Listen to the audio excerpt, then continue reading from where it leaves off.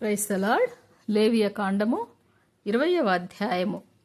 మరియు యెహోవా మోషేకు ఇలాగూ సెలవిచ్చెను, నీవు ఇజ్రాయేలీలతో ఇట్లనుము, ఇజ్రాయేలీలలోనే గాని ఇజ్రాయేలు ప్రజలలో నివసించి పరదేశులలోనే గాని ఎవడు ఏమాత్రమును తన సంతానమును మోలేకుకు ఇచ్చిన ఎడల వానికి మరణశిక్ష విధింపవలెను. మీ దేశ ప్రజలు రాళ్లతో వాని కొట్టవలెను. ఆ మనుష్యుడు నా పరిశుద్ధ స్థలమును అపవిత్రపరిచి నా పరిశుద్ధ నామమును అపవిత్రపరచుటకు తన సంతానమును మోలేకుకు ఇచ్చెను కనుక నేను వానికి విరోధినై ప్రజలలో నుండి వాని కొట్టివేతును.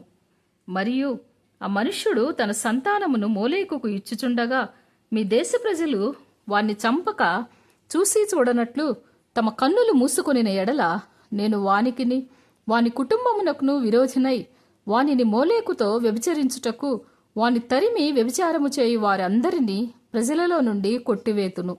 మరియు కన్నపిచాచి గల వారితోనూ సోదెగాండ్రతోనూ వ్యభిచరించుటకు వారి తట్టు తిరుగు వాడెవడో నేను వానికి విరోధినై ప్రజలలో నుండి వాని కొట్టివేతును. కావున మిమ్మును మీరు పరిశుద్ధపరచుకొని పరిశుద్ధులై ఉండుడి.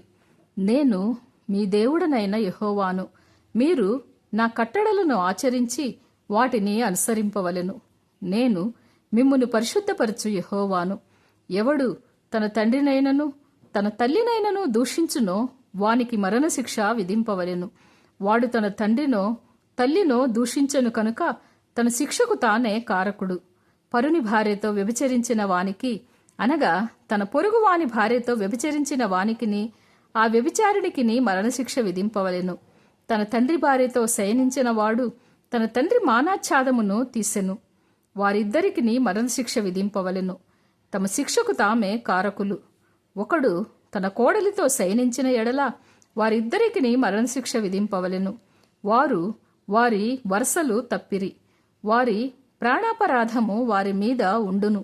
ఒకడు స్త్రీతో శయనించినట్టు పురుషునితో శయనించిన ఎడల వారిద్దరూ హేయక్రియను చేసిరి కనుక వారికి మరణశిక్ష విధింపవలెను. తమ శిక్షకు తామే కారకులు. ఒకడు స్త్రీని ఆమె తల్లిని పెండ్లి చేసుకొనిన ఎడల అది దుష్కామ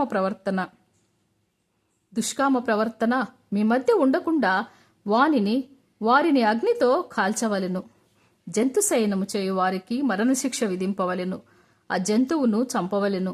స్త్రీ తన్ను జంతువు పొందునట్లు దాన్ని సమీపించిన ఎడల ఆ స్త్రీకిని ఆ జంతువుకును మరణమే విధి. ఆమెను దానిని చంపవలెను. తమ శిక్షకు తామే కారకులు.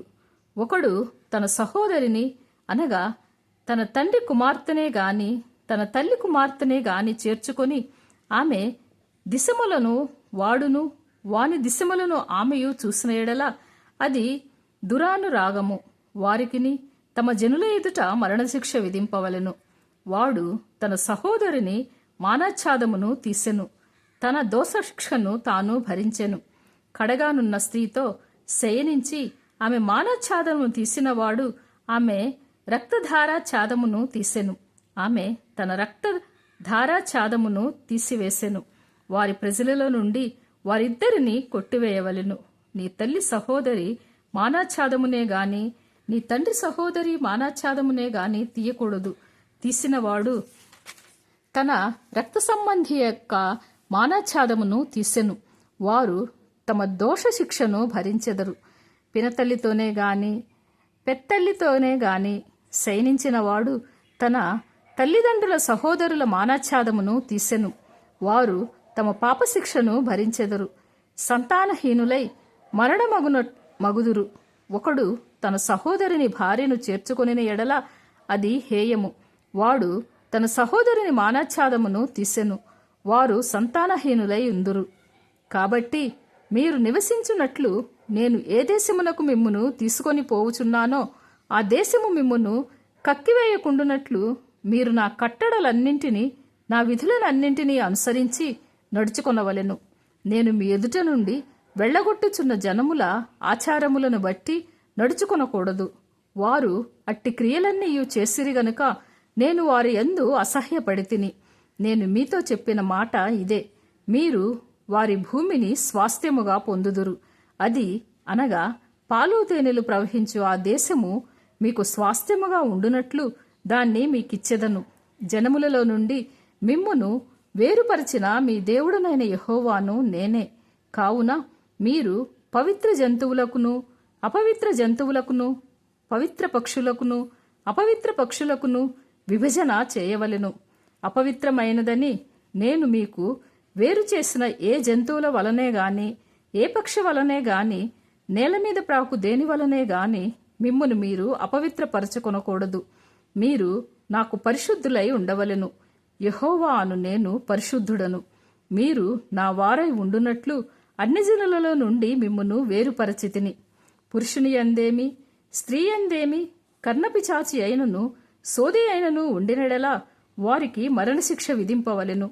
వారిని రాళ్లతో కొట్టవలెను. తమ శిక్షకు తామే కారకులు. God bless you.